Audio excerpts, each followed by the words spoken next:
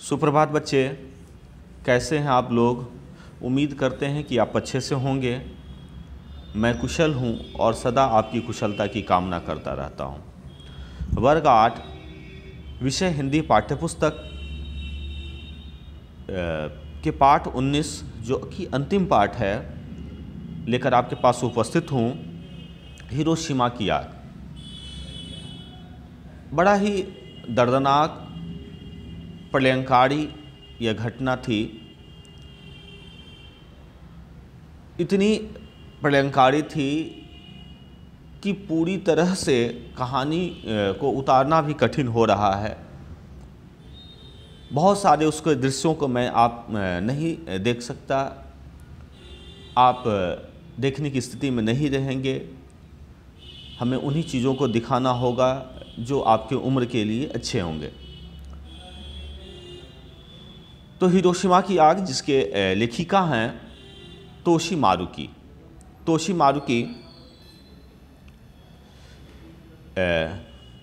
के बारे में मैं आगे बताऊंगा। उससे पहले पूर्व प्रधानमंत्री पंडित अटल बिहारी वाजपेयी, भारत रत्न, उनके द्वारा कुछ बोली गई उक्ति को मैं बताना चाहूँ कि जिन वैज्ञानिकों उन्होंने अपना विचार रखा है, ये हिंसक घटना जो हुई, नरसंहार जो हुआ, उस पर उन्होंने प्रतिक्रिया व्यक्त करते हुए कहा कि जिन वैज्ञानिकों ने अणु शस्त्रों का आविष्कार किया था, जिसने अणु परमाणु बम आदि की खोज की थी, वे हिरोशिमा नागासाकी की भीषण नरसंहार का समाचार सुनकर रात को सोए कैसे होंगे। वह कभी उन्होंने कल्पना नहीं की थी कि मेरे द्वारा जो आविष्कार किए जा रहे हैं इसका ऐसा गलत उपयोग किए जाएंगे। आगे बढ़ते हैं। हिरोशिमा और नागासाकी में परमाणु बम से मरने वाले लोगों की आत्मा की शांति के लिए ईश्वर से प्रार्थना करता हूँ। और वहाँ के लोग सभी जापानी 6 अगस्त को ईश्वर से प्रार्थना करते हैं इन सभी जो मरने वाले हैं लोगों की शांति के लिए। आज दुनिया के विभिन्न देशों के पास ऐसे ऐसे विध्वंसक हथियार हैं जिससे समूची पृथ्वी नष्ट की जा हो सकती है। एक से एक जैविक हथियार है। कुछ विध्वंसक हैं, कुछ जैविक हथियार ऐसे हैं जिसके कारण पूरे जीव जगत पर असर पड़ सकता है, पूरे जीव जगत समाप्त हो सकते हैं। ऐसे ऐसे जैविक हथियार हैं। बीमारी के वायरल खोज कर रखे हुए हैं कि सिर्फ उसे डिब्बे से निकलना है और पूरी पृथ्वी को वो निगल लेना। तो कुछ ऐसे ऐसे जैविक हथियार हैं जो पूरी पृथ्वी को नष्ट कर सकती है। इसका एक छोटा सा उदाहरण हम हिरोशिमा और नागासाकी में देख चुके हैं। आश्चर्य है कि इसके बाद भी दुनिया में हथियारों की होड़ कम नहीं हुई है। हथियारों की होड़ बढ़ती जा रही है। कोई 100 परमाणु बम बनाए हैं, कोई 600 परमाणु बम है, कोई 4500 परमाणु बम बनाए हुए हैं, कोई 7000। तो होड़ बढ़ती ही जा रही है, होड़ नहीं रुकी। क्या हम ऐसी स्थिति में हैं कि इस तरह की घटना को पुनः दोहरा सकें? ऐसी घटना दोबारा हो सकती है? यह प्रश्न है। पूरे पाठ पढ़ने के बाद आप निश्चित तौर पर विचार कर लेंगे कि अभी के समय को देखते हुए ऐसा लग रहा है कि यह घटना दोबारा भी दोहराई जा सकती है।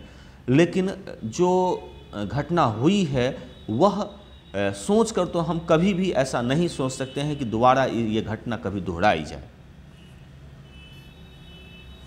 तोशी मारुकी के बारे में मैंने बताया था कि जिनके बारे में मैं बात करूंगा, 1912 में जन्मी तोशी मारुकी जापान के चित्रकारों में से एक है। ये बहुत अच्छे पेंटर हैं। द्वितीय विश्व युद्ध की समाप्ति के उपरांत उन्होंने द्वितीय विश्व युद्ध जापानियों के लिए बड़ा ही एक प्रेरणादायक रहा। इससे बहुत प्रेरणादायक कह सकते हैं, या आप कहें कि जीवंत रहा है, हमेशा याद करेंगे। इससे बड़ी घटना जापानियों के लिए दुखद नहीं हो सकती है। और वहाँ की जो लेखिका हैं ये तोशी मारुकी, तो द्वितीय विश्व युद्ध समाप्त होने के उपरांत उन्होंने और उनके पति इरी मारुकी ने आणविक निशस्त्रीकरण और विश्व शांति का प्रचार शुरू किया। उन्होंने कोशिश किया कि संसार में आणविक जो परमाणु बम है ये सभी खत्म हो जाए, है ना। ये बहुत परिणामकारी होते हैं, इसकी ज़रूरत हमारे पास नहीं है।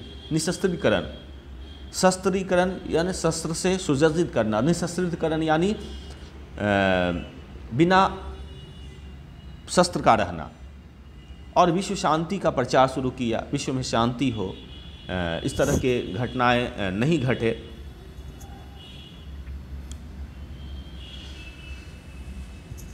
समय है दिसंबर 6 अगस्त 1945 सुबह 7 बजे। कैसी स्थिति है हिरोशिमा की, जापान। हिरोशिमा का आकाश, जापान के शहर हिरोशिमा की बात हो रही है। हिरोशिमा का आकाश नीला और साफ है, सूरज चमक रहा है, लोग बसों और ट्रम कारों में बैठकर काम पर जा रहे हैं। सारी सामान्य स्थिति है जैसे चलती थी।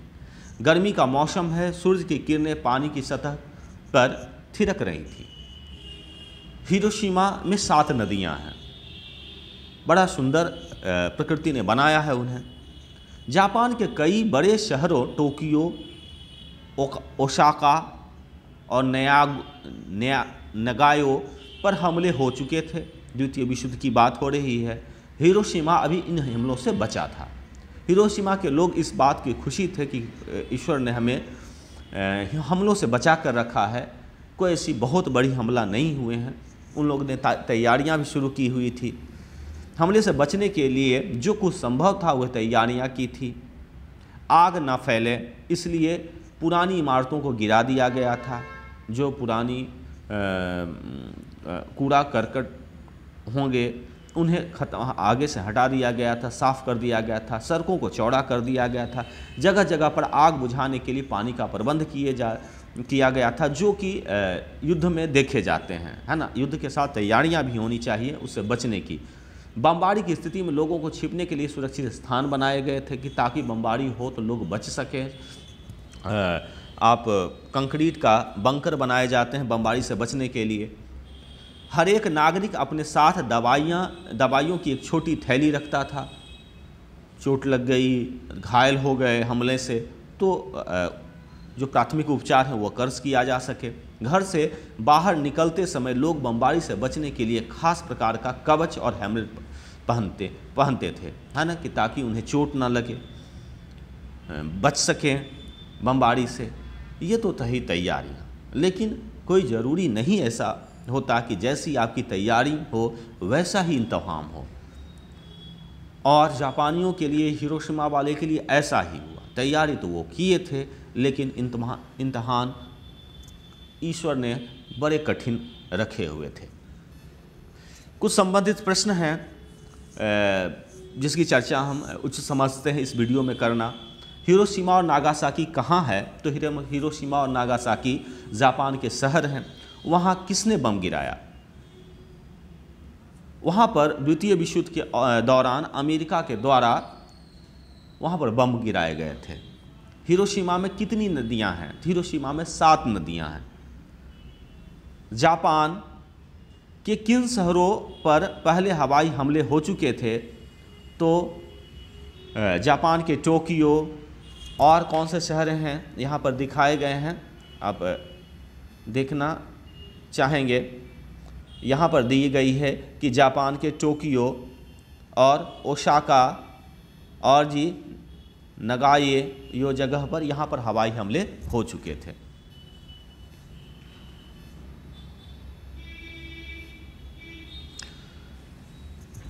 लोग बमबारी से बचने के लिए क्या पहने थे? लोग बमबारी से बचने के लिए एक विकसित कवच और हेलमेट पहने हुए थे कि ताकि हम हवाई हमलों से बच सकें।